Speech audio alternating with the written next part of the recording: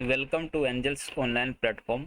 आज हम लोग फरवरी मंथ की मेगा टेस्ट का पेपर सोल्यूशन करने वाले हैं। तो स्टार्ट करते हैं। चलो देखो, क्वेश्चन नंबर 1। क्वेश्चन नंबर 1 में बोल रखा है कि कोई एक बॉल है 0.5 kg मास का, उसको 50 मीटर लंबी स्ट्रिंग के साथ बांध के ओरिजेंटल सर्कल पे हम लोग घुमाते हैं, रोटेट करते हैं। बोला कि उस स्ट्रिंग में मैक्सिमम टेंशन 400 न्यूटन हो सकता, मतलब उसका ब्रेकिंग टेंशन 400 न्यूटन है। तो मैक्सिमम पॉसिबल एंगुलर वेलोसिटी क्या होगा। देखो, अभी कहानी क्या कि ये जो स्ट्रिंग है, डोरी, इसमें जो तनाव बल है वही सेंट्रीपिटल फोर्स प्रोवाइड करवा रहा है, केंद्रगामी बल दे रहा है। उसके वजह से ही वो पार्टिकल सर्कुलर पथ पे घूमेगा। तो जो सेंट्रीपिटल फोर्स है, केंद्रगामी बल, उसका मैक्सिमम वैल्यू टेंशन के मैक्सिमम वैल्यू के बराबर होना चाहिए, मतलब 400 न्यूटन। तो हम लोग बोलेंगे कि एम ओमेगा स्क्वायर आर ये 400 न्यूटन होना चाहिए मैक्स। यहाँ से एम का वैल्यू दे रखा है 0.5 kg, तो एम की जगह पर लिख देंगे हम लोग 0.5। रेडियस जो होगा वो डोरी के लंबाई के बराबर, लेंथ के बराबर, तो रेडियस के जगह पे हम लोग लिखेंगे 50 मीटर। वहां से ओमेगा मिल जाएगा, तो ओमेगा को बोलेंगे हम लोग √400 अपॉन एम आर, ऐसा। और कैलकुलेशन के बाद ये आएगा 4 रेडियन पर सेकंड। तो बोलेंगे ऑप्शन चेन्नई जो है करेक्ट होगा। नेक्स्ट क्वेश्चन देखो, क्वेश्चन नंबर 2। बोला कि किसी पार्टिकल को जब प्रोजेक्ट किया जाता है प्रोजेक्टाइल मोशन में, तो मैक्सिमम हाइट जो है तो पहुंचता है, मैक्सिमम हाइट जो अटेंड करता है वो 16 मीटर है। तो अगर इनिशियल वेलोसिटी को डबल कर दे तो नया मैक्सिमम हाइट क्या होगा। देखो, प्रोजेक्टाइल के केस में हम लोग पढ़ रखे हैं कि एच मैक्स का जो फॉर्मूला होता है you square sine square theta upon 2g। मतलब ये जो मैक्सिमम हाइट है वो डायरेक्टली प्रोपोर्शनल होता है इनिशियल वेलोसिटी के स्क्वायर का। इस क्वेश्चन में क्या है कि हम लोग वेलोसिटी को डबल कर रहे हैं, थीटा वगैरह चेंज नहीं कर रहे हैं, सिर्फ इनिशियल जो वेलोसिटी स्पीड है उसको हम लोग डबल कर रहे हैं। तो हाइट जो है 4 टाइम्स हो जाएगा, क्योंकि हाइट जो है प्रोपोर्शनल होता है स्पीड के स्क्वायर का। तो स्पीड डबल करोगे तो उसका स्क्वायर मतलब 4 टाइम्स। तो जो हाइट पहले 16 मीटर था, अब स्पीड को डबल करने से वो 4 टाइम्स हो जाएगा, मतलब 64 मीटर। बोलेंगे कि ऑप्शन बॉम्बे जो है वो करेक्ट होगा। थर्ड वाला देखो, किसी पार्टिकल के लिए अर्थ सरफेस से जो निष्कमन वेग, स्केप वेलोसिटी है, वो बोल रखा है कि 11.2 किलोमीटर पर सेकंड। स्केप वेलोसिटी का फॉर्मूला हम लोग पढ़ रखे हैं कि अर्थ सरफेस के लिए √2g/m अपॉन आर होता है। यहाँ पे हम लोग मास ऑफ अर्थ और रेडियस ऑफ अर्थ लिखते हैं। तो ये 11.2 किलोमीटर पर सेकंड बोला। देखो, बोला कोई दूसरा प्लेनेट जिसका मास जो है और त्रिज्या पृथ्वी के मास और रेडियस का 1/3 है, 1/3 है। तो उस प्लेनेट के सरफेस से स्केप वेलोसिटी क्या होगा। किसी दूसरे प्लेनेट के लिए हम लोग मान लो उसको वी ई डैश बोल रहे हैं, तो फॉर्मूला से हो जाता √2g। उस ग्रह की हम लोग मास लिखते हैं, और उस ग्रह का जो मास है वो बोला कि पृथ्वी का मास का 1/3, मतलब m e/3। अपॉन उस ग्रह का त्रिज्या, तो उस ग्रह की त्रिज्या को बोला है पृथ्वी की त्रिज्या का 1/3 ऐसा। तो ये 3 कट जाता है, फिर से हो जाता है √2 G m e/r, जो पृथ्वी के निष्क्रमण वेग के बराबर ही हो जाता है, √2 G m e/r। ये भी पृथ्वी के निष्क्रमण वेग मतलब 11.2 किलोमीटर पर सेकंड के बराबर आएगा। बोलेंगे ऑप्शन दिल्ली जो है करेक्ट होगा। फोर्थ वाला देखो, फोर्थ वाला में क्या है कि अगर हम लोग प्रेशर दाब को बढ़ाते हैं तो किस वाटर सैंपल जो है पानी, उसका वॉल्यूम 0.4% घटता है। बल्क मॉडुलस दे रखा है तो कितना प्रेशर इंक्रीज किए। एक्चुअली हम लोग ऐसा पढ़ रखे हैं कि बल्क मॉडुलस का जो फॉर्मूला होता है उसको लिखते हैं डेल्टा फी अपॉन फी एस। ठीक है, ये मैग्नीट्यूड की बात कर रहे हैं, तो सिर्फ वैल्यू की बात कर रहे हैं हम लोग ऐसा। तो यहाँ से अगर डेल्टा पी कैलकुलेट करना होगा कि प्रेशर कितना इंक्रीज किए बढ़ा है, तो ये हो जाएगा बीटा इंटू डेल्टा फी अपॉन फी।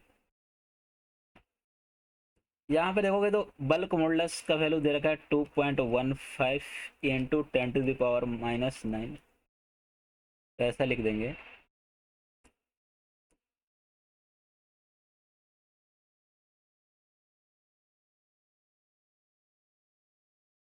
एक्चुअली ये माइनस नहीं +9 है ऐसा। और जो वॉल्यूम डिक्रीज हुआ मतलब डेल्टा फी बाई फी, उसको बोल रखा है कि 0.4%। तो 0.4% हटाओगे तो अपॉन 100 हो जाएगा, परसेंट हटाने के बाद 100 नीचे आएगा। तो इसको कैलकुलेट करोगे तो कैलकुलेशन के बाद ये आएगा 86 इंटू 10⁵ न्यूटन पर मीटर स्क्वायर ऐसा। तो हम लोग बोलेंगे जो प्रेशर चेंज किए वो इतना होगा, इसलिए जो पी का वैल्यू निकालना है मुझे इस क्वेश्चन में होगा 86। बोलेंगे ऑप्शन सी जो है करेक्ट।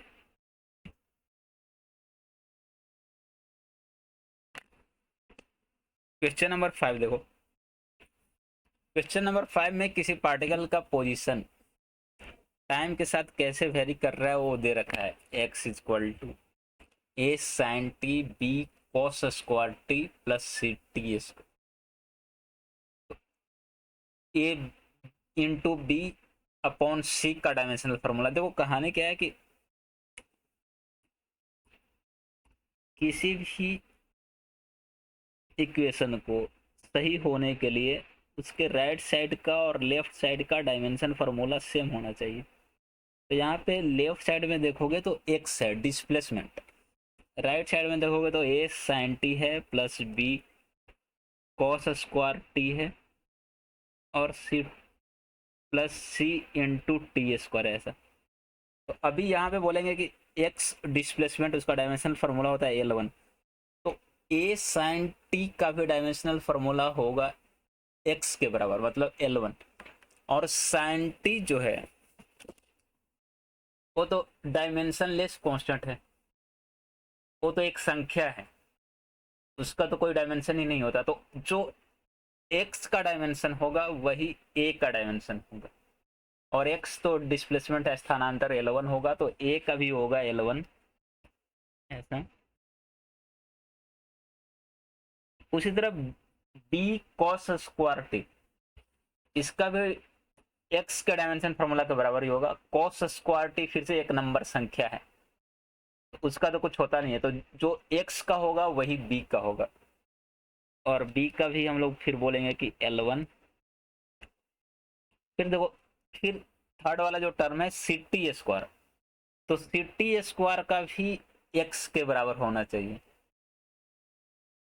तो हम लोग बोलेंगे कि सी टी स्क्वायर का भी एक्स के बराबर, और एक्स का होता है L1। फिर यहाँ पे देखोगे सी का निकालना है तो टी स्क्वायर राइट साइड में जाके डिवाइड में हो जाएगा, तो सी का जो डायमेंशन फार्मूला आएगा हो जाएगा L1T-2। अभी मुझे चाहिए अब ए बी अपॉन सी का, तो ए की जगह पे लिखेंगे L1, बी की जगह पे लिखेंगे L1, तो L1 इंटू L1 L2 हो जाएगा, और सी की जगह पे L1T-2, इसको ऊपर ले जाओगे तो L1T2। तो हम लोग बोलेंगे कि ऑप्शन चेन्नई जो है वो करेक्ट होगा इसमें, फिफ्थ वाले में। देखो सिक्स्थ वाले में फोर्स और डिस्प्लेसमेंट सदिश के रूप में, वेक्टर के रूप में दिया हुआ है, और बोला है कि उनका वर्क डन जो है 0 हो रहा है, तो बी का वैल्यू क्या होगा। हम लोग जानते हैं कि वर्क डन का जो फॉर्मूला होता है F.S होता है,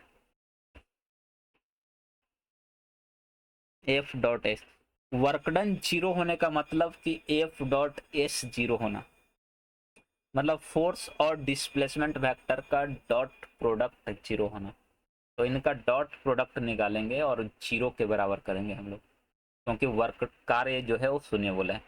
डॉट प्रोडक्ट कैसे निकालते हैं, तो आई वाले को आई के साथ गुना करते हैं, जे वाले को जे के, और के वाले को के साथ गुना करते हैं। तो आई वाले को आई के साथ करोगे तो 2 हो जाएगा, जे वाले को जे के साथ करोगे तो 2b हो जाएगा, और के वाले को के साथ करोगे तो 1 हो जाएगा। ये वर्क हुआ है जो 0 के बराबर बोला है। यहाँ से 2b इक्वल टू हो जाएगा -3, तो b को बोलेंगे हम लोग -3/2। तो बोलेंगे ऑप्शन ए जो है करेक्ट होगा। नेक्स्ट क्वेश्चन देखो, क्वेश्चन नंबर 7। इसमें बोला गया दो प्लेनेट ए और बी किसी कॉमन स्टार के चारों ओर परिभ्रमण कर रहे हैं, और उनके लिए जो ऑर्बिट का त्रिज्या है, ए के लिए बोला है RA और बी के लिए बोला है RB। देखो कहानी क्या है कि एक ऐसा स्टार हुआ, मान लो इसके चारों ओर दो ग्रह, ए हो गया ग्रह 1 या ए, और ए हो गया ग्रह प्लेनेट बी, इसके चारों ओर परिभ्रमण कर रहा है ऐसा। ठीक, एक के लिए अगर हम लोग ऑर्बिट का वेलोसिटी स्पीड बोले तो फॉर्मूला से हो जाएगा √G(m). एम मास जो होता है, जो परिभ्रमण कर रहा है उसका नहीं, जिसके चारों ओर परिभ्रमण कर रहा है, मतलब यहाँ पे स्टार, तो स्टार का होगा, और नीचे में हम लोग बोलेंगे कि ऑर्बिट का त्रिज्या, मतलब RAS। बी के लिए लिखना होगा तो हम लोग बोलेंगे कि वेलोसिटी ऑफ बी हो जाएगा √Gm, फिर बी के लिए त्रिज्या R। अभी दोनों के बी और ए का जो कोणीय वेगमान होगा उसका गुणोत्तर चाहिए, उसका रेशियो, एंगुलर मोमेंटम का रेशियो। तो एंगुलर मोमेंटम हम लोग जानते हैं कि होता है mvr। अब एक देखो बी के लिए लिखोगे एंगुलर मोमेंटम तो हो जाएगा बी का मास, बी के लिए वेलोसिटी, तो बी के लिए वेलोसिटी हम लोग लिखेंगे ऐसा √Gm(r)b इंटू बी का रेडियस ऐसा। ए के लिए लिखना होगा एंगुलर मोमेंटम, तो हम लोग बोलेंगे कि ए का मास √Gm(r)a इंटू RA, MVR वाला फॉर्मूला ऐसा। तो यहाँ से तो तुम्हारा √GM खत्म हो जाएगा, √RB से RB को काटोगे तो √RB, मतलब ऐसा आएगा। कट करने के बाद LB/LA का जो वैल्यू आएगा MB √RB upon M A root R A. अब आरबी को बोल रखा है 4 आर ए, तो आरबी की जगह पे 4 आर डाल देंगे, आर ए कट जाएगा, यहाँ पे आएगा √4। एक कैलकुलेशन के बाद √4 बाहर निकालोगे तो 2 हो जाएगा ऐसा। M B upon M A, देखो एम बी को बोल रखा है 2 टाइम्स एम ए, तो M B upon M A जो होगा 2 गुना 2 आएगा ऐसा, तो ये आएगा 4/1 बोलेंगे, ऑप्शन सी जो है करेक्ट होगा। 8 वाला देखो, 8 वाले में बोल रखा है कि किस टेम्परेचर पे हाइड्रोजन जो मॉलिक्यूल है उसका आरएमएस वेग ऑक्सीजन के 47 डिग्री सेल्सियस तापमान पे आरएमएस वेग के बराबर हो। तो हम लोग बोल दिए कि टी केल्विन पे ऐसा। तो ऑक्सीजन के लिए जो टेम्परेचर दे रखा है 47 डिग्री सेल्सियस, अगर उसको केल्विन में बदलोगे तो हो जाएगा 320 केल्विन। ऑक्सीजन मॉलिक्यूल के लिए आरएमएस वेग लिखना होगा तो हो जाएगा ये √3RT। तो ऑक्सीजन के लिए टेम्परेचर 47 दिया था, जो केल्विन में बदलने के बाद हो जाएगा 320 upon oxygen molecule. Oxygen molecule के लिए जो मॉलिक्यूलर मास है वो 32 ग्राम होता है ऐसा।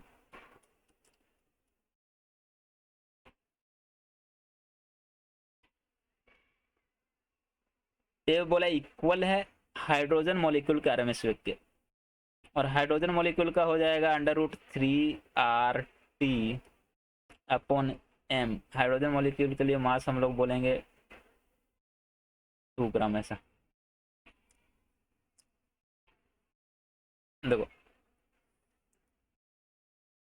दोनों साइड अगर स्क्वायर करोगे तो रूट खत्म हो जाएगा, 3R खत्म कट जाए, कैंसिल हो जाएगा। 32 से 320 10 बार में कटेगा, तो टी का वैल्यू यहाँ से कैलकुलेशन वाइज आएगा 20 केल्विन ऐसा। अभी इसको डिग्री सेल्सियस में बदलेंगे तो 273 माइनस करना होगा, तो 20 माइनस 273, तो ये आएगा -253 डिग्री सेल्सियस, क्योंकि आंसर डिग्री सेल्सियस में दे रखा है तो हम लोग बोलेंगे कि चेन्नई जो है करेक्ट होगा ऐसा। क्वेश्चन नंबर 9 देखो, बोला कितना हीट रिक्वायर्ड है 1 ग्राम आइस जो -10 डिग्री तापमान पे है उसको 100 डिग्री सेल्सियस स्टीम भाप में बदलने के लिए। तो देखो पहले मेरे पास 1 ग्राम आइस था -10 डिग्री सेल्सियस में, अभी इसको हीट देंगे हम लोग MS∆T, तो ये 0 डिग्री तापमान पे आएगा ऐसा। यहाँ पे जो हीट चाहिए MS∆T, एम का वैल्यू 1 ग्राम, आइस के लिए स्पेसिफिक हीट 1/2 कैलोरी पर ग्राम होता है ऐसा। ∆T देखोगे तो 10, तो ये आएगा 5 कैलोरी ऐसा। फिर और हीट देंगे तो आइस जो है मेल्ट होके पानी में कन्वर्ट होगा, तो 1 ग्राम वाटर मिलेगा मुझे 0 डिग्री सेल्सियस पे। यहाँ पे जो हीट देना होगा M×L 80 कैलोरी। उसके बाद फिर हीट देंगे तो पानी जो 0 डिग्री सेल्सियस पे है वो 100 डिग्री पे जाएगा,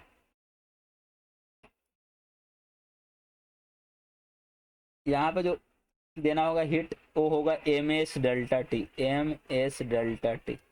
बोलेंगे 100 कैलोरी। उसके बाद अब हीट देंगे तो पानी बॉयल होके स्टीम भाप में बदलेगा, तो 1 ग्राम भाप चाहिए, स्टीम चाहिए 100 डिग्री सेल्सियस, यहाँ पे M×L ऐसा।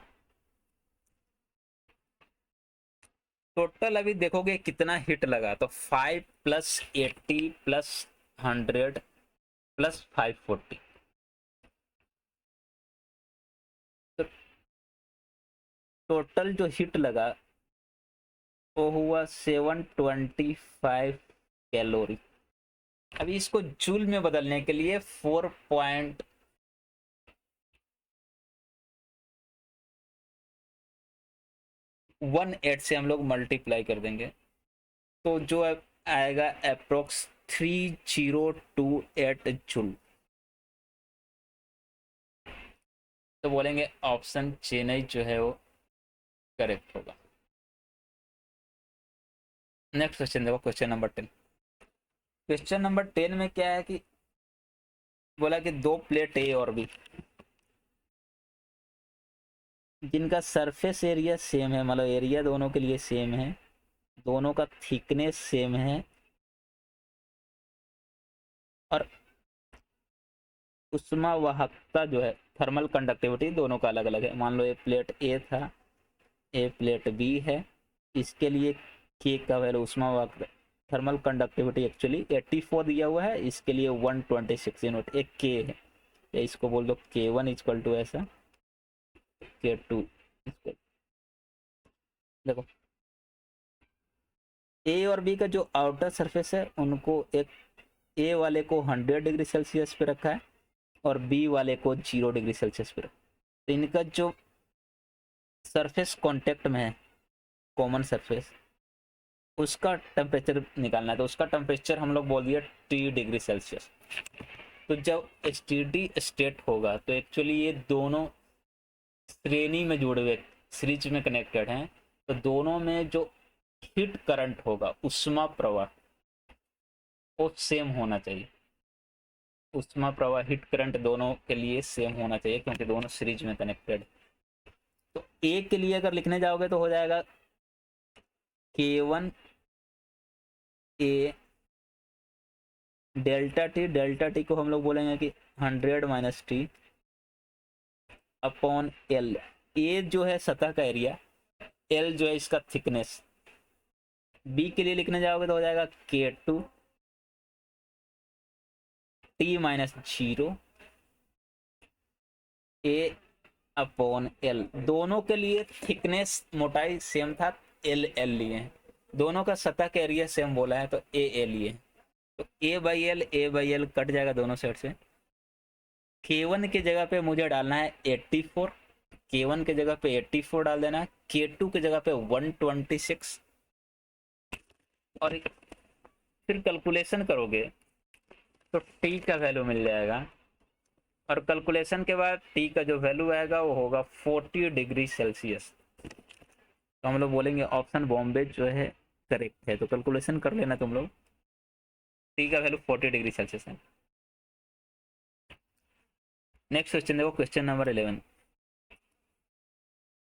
क्वेश्चन नंबर 11 में फोर्स दे रखा है alpha plus beta x square. Alpha का वैल्यू बोला है 1 लेने, बोला कि वर्क डन कितना होगा जब डिस्प्लेसमेंट 0 से 2 मीटर। एक्चुअली वर्कन भी दे रखा है 10 जूल, बीटा का वैल्यू फाइंड करना मुझे। देखो वर्क डन को हम लोग बोलते हैं integration of F D x. F की जगह पे लिखना है alpha plus beta x square, और अल्फा का वैल्यू 1 दिया हुआ है, तो ये हो जाएगा 1 प्लस बीटा एक्स स्क्वायर इन डी एक्स। डिस्प्लेसमेंट हो रही है 0 से लेके 2 तक ऐसा, तो यहाँ से आएगा इंटीग्रेट करोगे तो 1 का हो जाएगा x, बीटा तो कांस्टेंट है, x³ / 3। लिमिट डालोगे 0 से लेके 2 तक ऐसा, तो वर्क डन जो आएगा 2 प्लस बीटा इंटू 8 अपॉन 3 ऐसा। अब इसी का वैल्यू क्वेश्चन में बोल रखा है कि वर्क डन जो है 10,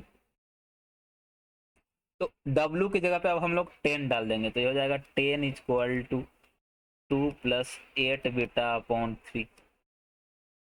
तो बीटा का वैल्यू यहाँ से आ जाएगा 3। इसको सोल्व करोगे तो बोलेंगे कि बीटा जो होगा 3 होगा। ऑप्शन बॉम्बे जो है करेक्ट। क्वेश्चन नंबर 12 देखो। क्वेश्चन नंबर 12 में परसेंटेज एरर का क्वेश्चन से बोला गया एक फिजिकल क्वांटिटी क्यू जो है वो A4B³ अपॉन C² ऐसा है। A B C में जो परसेंटेज एरर है वो दे रखा है, तो क्यू में परसेंटेज एरर कितना होगा निकालना है। परसेंटेज एरर क्या कंसेप्ट से हम लोग बोलेंगे del Q upon Q equal to 4 times del A upon A plus 3 times del B upon B plus 2 times del C upon C। अब डेल A अपॉन A की जगह पे मुझे लिखना है 5%। तो 5 गुना 4 करोगे 20%, तो यहाँ से हो जाएगा plus 3 into del B by B. अब डेल बी बाई बी की जगह पे लिखना है मुझे 4%। तो 3 इंटू 4 12 हो जाएगा, तो टोटल 32 हो गया।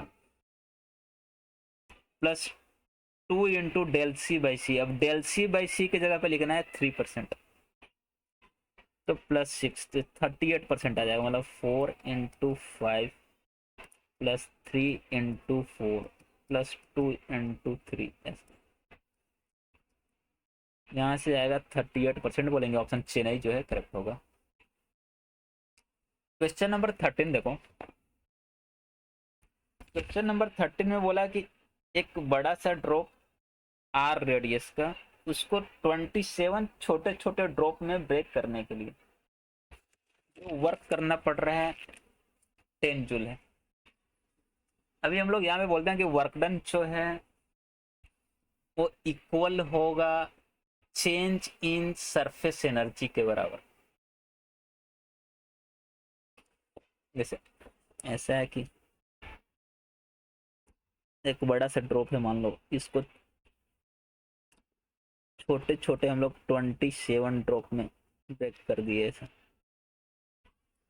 इसका रेडियस आर था, बाद में इसका रेडियस मान लो स्मॉल आर हो गया, इसकी संख्या हो गई एन। तो पहले हम लोग स्मॉल आर निकालेंगे कि छोटा वाला जो ड्रॉप बना उसका त्रिज्या क्या होगा। तो वॉल्यूम दोनों साइड का समान होना चाहिए। तो हम लोग वॉल्यूम कंसिडर करेंगे तो 4/3 πr³ इक्वल टू हो जाएगा n गुना 4/3 π स्मॉल r³। 4/3 π 4/3 π खत्म। n की जगह पे हम लोग लिखेंगे 27। यहाँ से स्मॉल आर का जो वैल्यू आया है इस केस में हो जाएगा r अपॉन n का पावर 1/3। अभी n की जगह पे मुझे डालना है 27, तो 27 डाल देंगे तो हो जाएगा r/3 ऐसा। ठीक है। अब देखो अभी वर्क डन क्या होगा, तो जो पृष्ठतान ऊर्जा जो है उसमें जो फेरफार हुआ उसके बराबर। अंतिम वाला पृष्ठतान ऊर्जा को लिखेंगे हम लोग 3 इंटू लास्ट वाला सरफेस एरिया।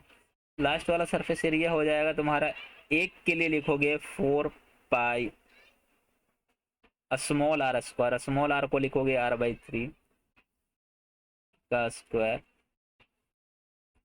इंटू 27, क्योंकि टोटल 27 में हम लोग कन्वर्ट किए थे।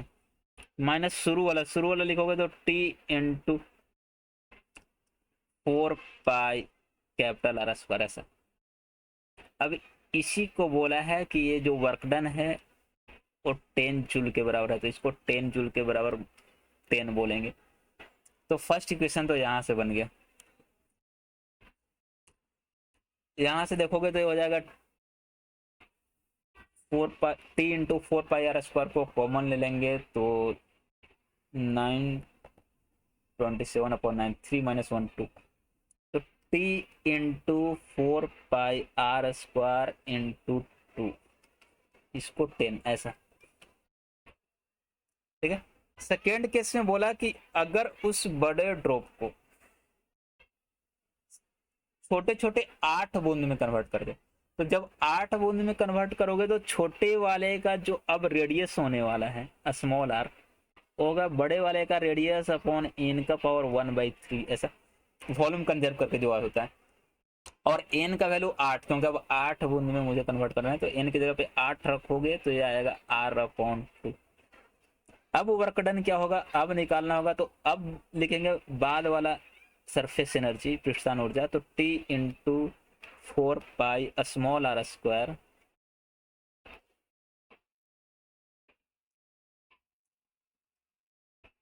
इंटू संख्या 8 है, अंतिम वाला शुरू वाला को लिखेंगे T इंटू 4 पाई r स्क्वायर। यहाँ से कैलकुलेशन करोगे तो कैलकुलेशन के बाद जो आएगा T इंटू 4 पाई r स्क्वायर, ऐसा देखो इक्वेशन 1 से जहाँ पे हम लोग लिखे हैं T इंटू 4 पाई r स्क्वायर इंटू 2 का वैल्यू 10, तो T इंटू 4 पाई r स्क्वायर का वैल्यू हो जाएगा 10/2। 10/2 मतलब 5 जूल। तो हम लोग बोलेंगे कि वर्क डन जो आएगा वो 5 जूल होगा, तो बोलेंगे ऑप्शन बॉम्बे जो है वो करेक्ट होगा। नेक्स्ट क्वेश्चन देखो, क्वेश्चन नंबर 14। क्वेश्चन नंबर 14 में बोला था कि एक रिंग है m मास का r रेडियस का, इसको किसी इंक्लाइंड प्लेन के टॉप से ऐसे रिंग का रिलीज किया गया, वो रोल करता हुआ नीचे आ रहा है, ऐसा रोल करना स्टार्ट हुआ, तो उसका एसलेशन क्या होगा। तो रोलिंग के केस में जो एसलेशन होता है उसका फॉर्मूला हम लोग जानते हैं कि G sin theta upon 1 plus K²/r², ऐसा। साइन थीटा के लिए हम लोग बोलेंगे कि थीटा 45 दिया हुआ है, तो साइन 45 का वैल्यू 1/√2 1 प्लस K²/r²। तो रिंग का जो चाक मात्रा होता है आई, उसका वैल्यू होता है mr²। तो हम लोग बोलते हैं K का वैल्यू भी R के बराबर होता है रिंग में, तो K²/r² भी 1 आएगा, ऐसा। तो ये हो जाएगा G/2√2, बोलेंगे सॉरी ऐसा G/2√2 बोलेंगे ऑप्शन ए जो है वो करेक्ट होगा।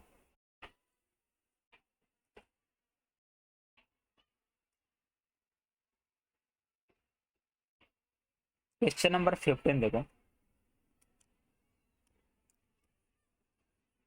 क्वेश्चन नंबर 15 में बोल रखा है कि 2 ऑर्गन पाइप है,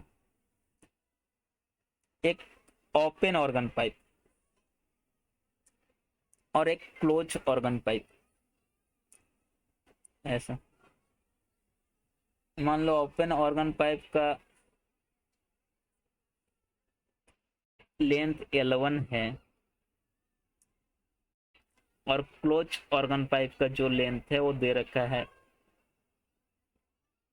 क्वेश्चन में L2, मतलब 10 सेंटीमीटर, इसको दे रखा है 10 सेंटीमीटर। और क्या बोला है कि इनमें जो एयर है, गैस है, उनका डेंसिटी का रेशियो दिया हुआ है। मान लो इसमें जो गैस है उसका डेंसिटी ρ1 है और इसमें जो गैस है उसकी डेंसिटी ρ2 है, तो उसने बोला है कि ρ1/ρ2 जो है वो 1/25 है, ऐसा, ठीक है। और हम लोग जानते हैं कि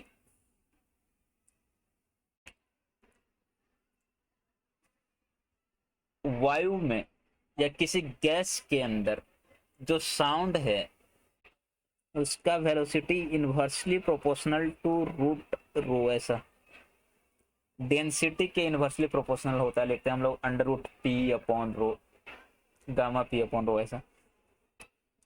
तो इन दोनों पाइप में जो वेलोसिटी होगा ध्वनि का जो वेग होगा उसको हम लोग अगर v1 v2 बोले, तो इनका रेशियो लेने जाएं तो v1/v2 हो जाएगा ρ2 अंडर रूट ρ1 ऐसा। तो ये हो जाएगा 5 क्योंकि ρ1/ρ2 बोल रखा था 1/25, यहाँ पे रख देंगे वैल्यू तो ऐसा।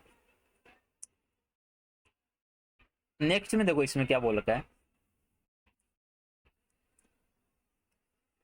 इसमें अभी बोला है कि क्लोज पाइप का 9th हार्मोनिक का फ्रीक्वेंसी आवृत्ति ओपन पाइप का 4th हार्मोनिक के फ्रीक्वेंसी के बराबर। तो क्लोज पाइप का 9th हार्मोनिक का फ्रीक्वेंसी लिखना होगा, तो क्लोज पाइप में फ्रीक्वेंसी का जो फॉर्मूला होता है एन हार्मोनिक के लिए होता है NV/4L। तो 9th हार्मोनिक के लिए क्लोज पाइप में हम लोग लिखेंगे 9v2/4L2। L2 जो दे रखा है क्वेश्चन में 10 सेंटीमीटर, L2 की जगह पे हम लोग यहाँ पे लिख देंगे, ये 10 सेंटीमीटर दिया हुआ है। ए इक्वल है ओपन ऑर्गन पाइप का 4th हार्मोनिक के फ्रीक्वेंसी, तो 4th हार्मोनिक के लिए लिखेंगे 4v1/2L1, क्योंकि ओपन ऑर्गन पाइप में जो फ्रीक्वेंसी आवृत्ति होती है उसका फॉर्मूला NV/2L, यहाँ पे N 4th हार्मोनिक बोला था। अभी L1 मुझे निकालना है, तो L1 हो जाएगा 4v1 into 4L2 upon 18v2। अब v1/v2 के जगह पे हम लोग लिख देंगे 5, v1/v2 के जगह पे 5, L2 के जगह पे 10। तो जो L1 निकालना है वो आ जाएगा, और कैलकुलेशन से वो आएगा 44.4 सेंटीमीटर। बोलेंगे ऑप्शन दिल्ली जो है इसमें करेक्ट होने वाला है।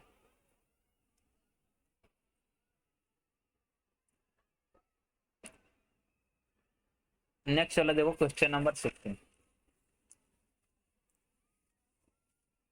क्वेश्चन नंबर 16 में क्या है कि एक ट्यूब है जिसका रेडियस 2r से डिक्रीज होके r हो जा रहा है।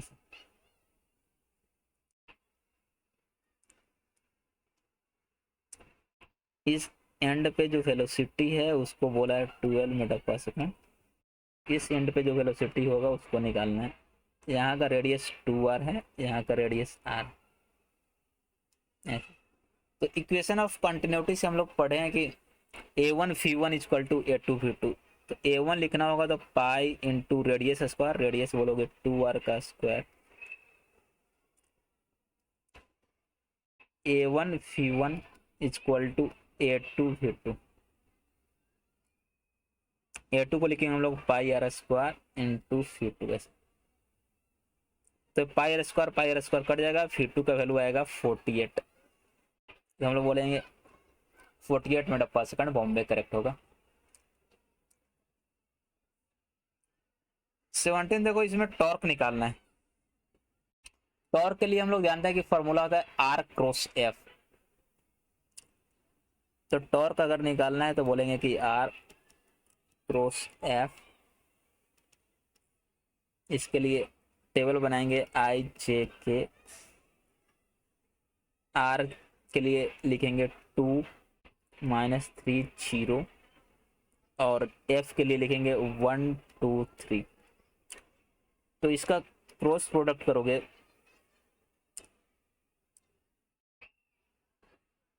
तो आएगा -9 I cap -6 J cap plus 7 K cap ऐसा। तो बोलेंगे ऑप्शन बॉम्बे जो है करेक्ट होगा। क्वेश्चन नंबर 18 देखो। क्वेश्चन नंबर 18 थ्योरेटिकल है।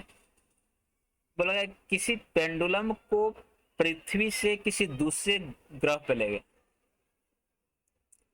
और उस ग्रह का जो मास है पृथ्वी के मास का 4 गुना त्रिज्या जो है उस ग्रह का पृथ्वी के त्रिज्या का 2 गुना।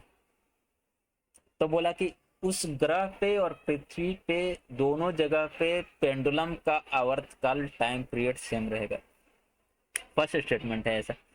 देखो कहानी क्या है कि पेंडुलम का टाइम पीरियड होता है 2π√L/g।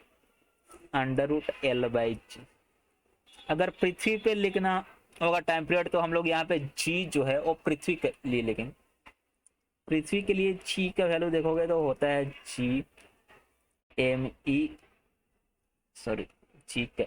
Capital G upon RE²। ऐसा अब उस ग्रह पे ले जाएंगे तो उस ग्रह पे टाइम पीरियड के लिए उस ग्रह पे एक्सेलरेशन ड्यू टू ग्रेविटी जो होगा वो लिखेंगे, मतलब जी।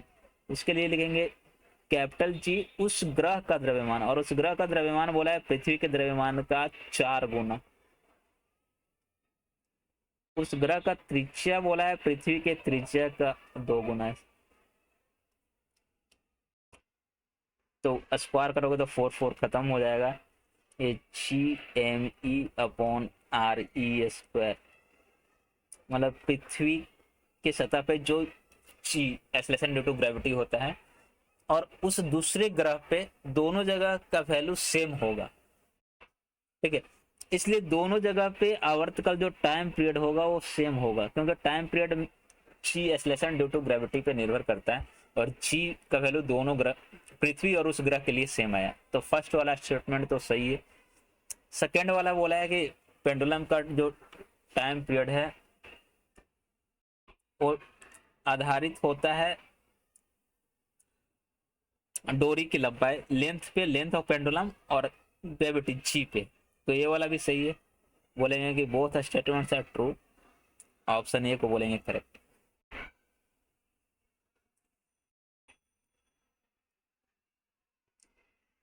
फिर क्वेश्चन नंबर 19 देखो। क्वेश्चन नंबर 19 में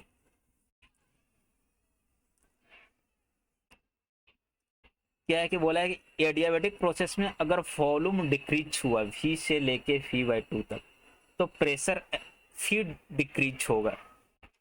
ये एक्चुअली गलत है, क्योंकि हम लोग जानते हैं कि एडियाबेटिक के लिए P/V गामा इक्वल टू होता है कांस्टेंट, मतलब P जो है इनवर्सली प्रोपोर्शनल टू V का पावर गामा। ऐसा अब यहाँ से वॉल्यूम अगर घटेगा तो प्रेशर को बढ़ना चाहिए, क्योंकि ये इसके इनवर्सली प्रोपोर्शनल है। तो फर्स्ट वाला तो स्टेटमेंट जो बोला है कि वॉल्यूम घटने से प्रेशर भी घटेगा वो तो गलत है।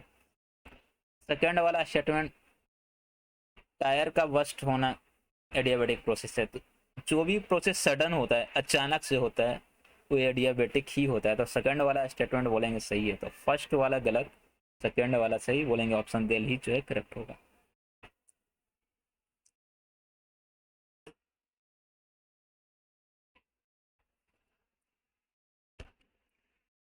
तो चलो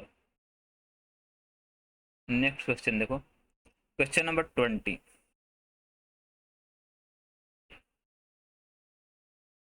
क्वेश्चन नंबर 20 में किसी पार्टिकल का कण का जो पोजीशन वेक्टर है, स्थान सदिश, वो दे रखा है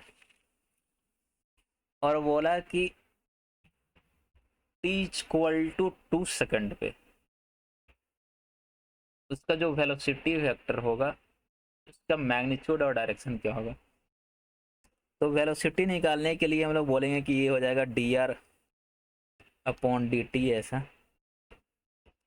अभी इसका विकलन डिफरेंशिएशन करोगे तो 5t² आई कैप था, तो 5t² का हो जाएगा 10t, बोलेंगे 10t आई कैप प्लस 5t जे कैप था, उसका डिफरेंशिएशन हो जाएगा 5। तो वेलोसिटी ऐसा होगा। तो फिर टाइम बोला है कि t=2 सेकंड डालना है। जब हम लोग t का वैल्यू इसमें 2 डालेंगे तो जो वेलोसिटी आएगा वो होगा 20 आई कैप प्लस 5 जे कैप। इसका मैग्नीट्यूड देखोगे तो हो जाएगा अंडर रूट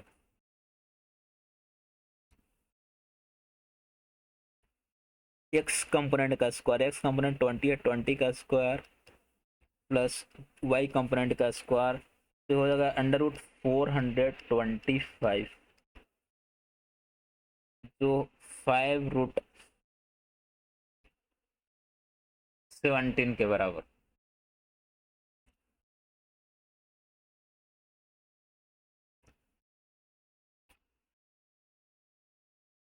ऐसा। अब डायरेक्शन देख, वेलोसिटी वेक्टर जो है उसका एक्स कंपोनेंट 20 आई कैप है और वाई कंपोनेंट 5 जे कैप, दोनों पॉजिटिव है। तो अभी अगर मैं चाहूँ कि वाई एक्सिस के साथ क्या एंगल बना रखा है, मान लो वाई के साथ अल्फा एंगल बना रखा है, तो टेन अल्फा इक्वल टू हो जाएगा, हम लोग वाई अक्ष के साथ एंगल देखना चाह रहे हैं, तो वाई वाला कंपोनेंट नीचे लिखेंगे, वाई अक्ष के साथ देखेंगे तो, और एक्स वाला कंपोनेंट ऊपर ऐसा, तो आया 4, means alpha equal to 10 inverse 4। ये अल्फा जो है इस वेलोसिटी वेक्टर का वाई अक्ष के साथ एंगल है, क्योंकि वाई वाला कंपोनेंट हम लोग नीचे लिखे थे ऐसे। तो बोलेंगे कि ये जो बॉम्बे जो है वो करेक्ट हो गया ऐसे, मीन्स ऐसा हुआ एक्स एक्सिस वाई एक्सिस, ए वेलोसिटी वेक्टर जो है 20 आई कैप प्लस 5 जे कैप, इस एंगल को हम लोग अल्फा बोल रहे हैं। नेक्स्ट क्वेश्चन देखो, क्वेश्चन नंबर 21। तो क्वेश्चन नंबर 21 में एक डिस्क है जिसका रेडियस 20 सेंटीमीटर है,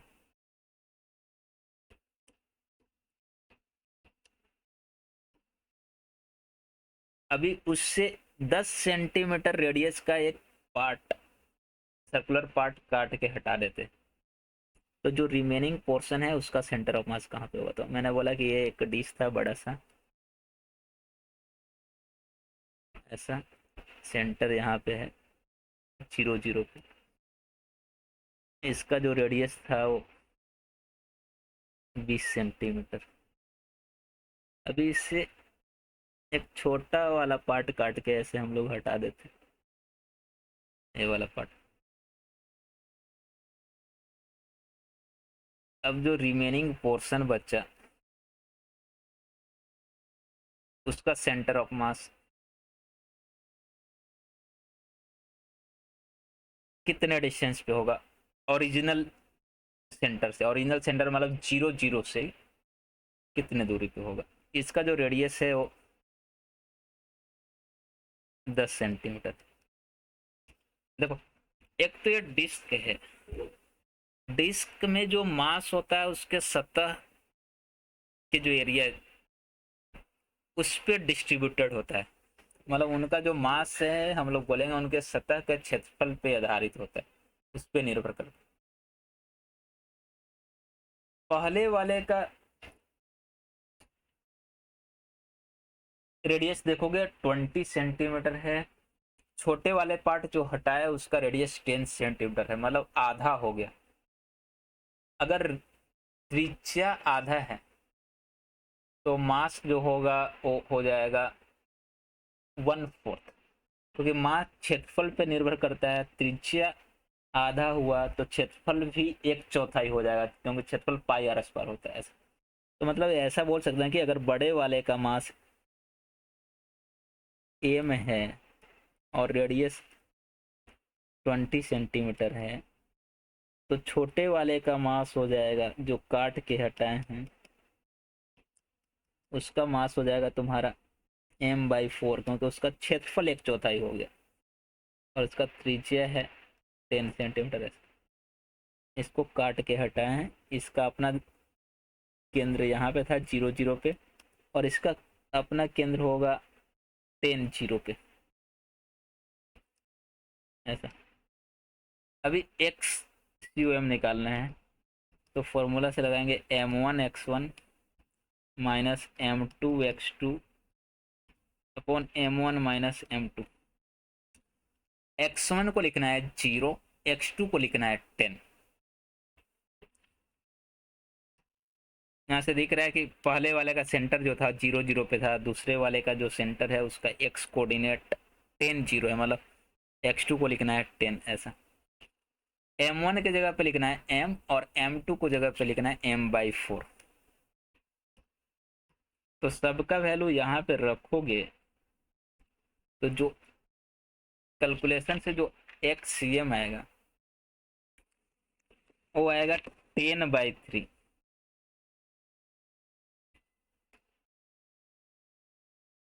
मतलब XCM जो आएगा वो आएगा -10/3। माइनस तो इसलिए कि अब सेंटर ऑफ मास लेफ्ट में शिफ्ट हो जाएगा, ओरिजिन के लेफ्ट में, इसलिए माइनस।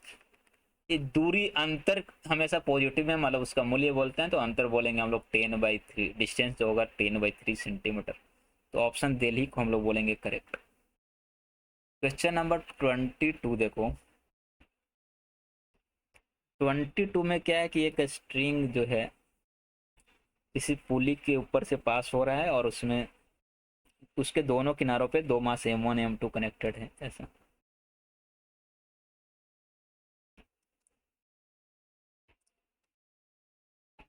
m1 m2,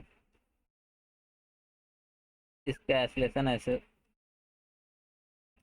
एसलेशन का वैल्यू जो दे रखा है g/8। तो m2 अपॉन m1 चाहिए मुझे। देखो एसलेशन अगर देखने जाए फ्री बॉडी डायग्राम से या फॉर्मूला से भी देखे तो ए का value m2 minus m1 into g by m1 plus m2 होता है फुली ब्लॉक सिस्टम का। यहाँ पे ए की जगह पे बोला है g/8 लेने, ए की जगह पे g/8 लेंगे m2 minus m1 plus m2 into G. ए जी जी कैंसिल हो जाएगा, क्रॉस मल्टीप्लाई करोगे तो m1 plus m2 equal to होगा 8m2 minus 8m1। m2 m1 को एक साइड लाओगे तो आएगा 7m2 इक्वल टू 9m1। इसलिए जो मुझे m2 और m1 का रेशियो चाहिए m2 अपॉन m1 ये हो जाएगा 9/7, 9/7। तो जो रेशियो मुझसे पूछ रहा है 9/7 बोलेंगे चेन्नई जो है करेक्ट होगा। क्वेश्चन नंबर 23 देखो। 23 में किसी पार्टिकल का जो मोमेंटम है, वेगमान, वो दे रखा है और बोला है कि फोर्स और मोमेंटम के बीच में एंगल कितना होगा। देखो अगर मुझे फोर्स निकालना होगा तो फोर्स के लिए हम लोग जानते हैं फार्मूला होता है dp/dt। वेगमान, वेगमान में फेरफार के दर को, मतलब change in moment, rate of change of momentum actually. अगर इसको डिफ्रेंशिएट करोगे तो cos के टी का हो जाएगा माइनस के साइन के टी आई कैप। फिर साइन के टी का हो जाएगा के कॉस के टी। डिफ्रेंशिएशन जे कैप। ये हुआ फोर्स। अगर एफ डॉट पी करोगे, इनका डॉट प्रोडक्ट, फोर्स और मोमेंटम का डॉट प्रोडक्ट अगर हम लोग करने जाए तो कॉस के टी इंटू माइनस के साइन के टी हो जाएगा माइनस के कॉस के टी साइन के टी। डॉट प्रोडक्ट में आई वाले को आई के साथ मल्टीप्लाई करते हैं, जे वाले को जे के साथ, तो जे वाले को जे के साथ करोगे तो माइनस माइनस प्लस के कॉस के टी साइन के टी। ये प्लस माइनस खत्म, ये जीरो, मतलब इनका डॉट प्रोडक्ट जो आया वो जीरो के बराबर। अगर दो वेक्टर का डॉट प्रोडक्ट जीरो है इसका मतलब वो दोनों 90 डिग्री एंगल पे हैं। तो हम लोग बोलेंगे angle between F and P will be π/2, क्योंकि इनका डॉट प्रोडक्ट जीरो आ रहा है। क्वेश्चन नंबर 24 देखो। 24 में एक 2 kg का ब्लॉक किसी इनक्लाइंड रफ सरफेस से जब थीटा का वैल्यू 60 डिग्री हुआ तो स्लाइड करना जस्ट स्टार्ट किया, मतलब इसके पहले तक ये रेस्ट में था, 60 के बाद वो स्लाइड करना स्टार्ट किया। तो स्लाइडिंग से जस्ट पहले अगर एक वीडियो बनाएंगे तो बोलेंगे नीचे में mg sin थीटा, इधर नॉर्मल, इधर बोलेंगे mg cos थीटा, और इस डायरेक्शन में फ्रिक्शन। इसके जस्ट बाद स्लाइड करना स्टार्ट किया, मतलब अभी फ्रिक्शन जो था लिमिटिंग फ्रिक्शन था, मतलब म्यू एन, और एन का वैल्यू इंक्लाइंड प्लेन पे mg cos थीटा के बराबर होता है। तो लिखेंगे म्यू एस, एन की जगह पे लिखेंगे mg cos थीटा। अभी स्लाइडिंग जस्ट स्टार्ट हुआ, मतलब इसके पहले इक्विलिब्रियम था, तो इक्विलिब्रियम था मतलब डाउनवर्ड फोर्स और अपवर्ड फोर्स इक्वल थे। तो mg sin theta is equal to mu s mg cos theta. mg cancel हो जाएगा, cos थीटा को इधर लाओगे तो sin theta by cos theta, मतलब tan theta is equal to mu S.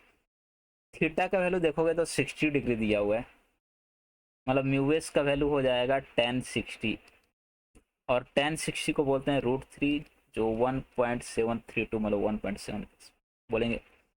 Bombay जो है वो करेक्ट होगा। क्वेश्चन नंबर 25 देखो। क्वेश्चन नंबर 25 में बोला कि दो पार्टिकल ए और बी जिनका मास सेम है, एम दोनों का बराबर है, दो अलग अलग स्प्रिंग से कनेक्टेड हैं और एसएचएम कर रहे, ऑसिलेट कर रहे हैं, मतलब ऐसे।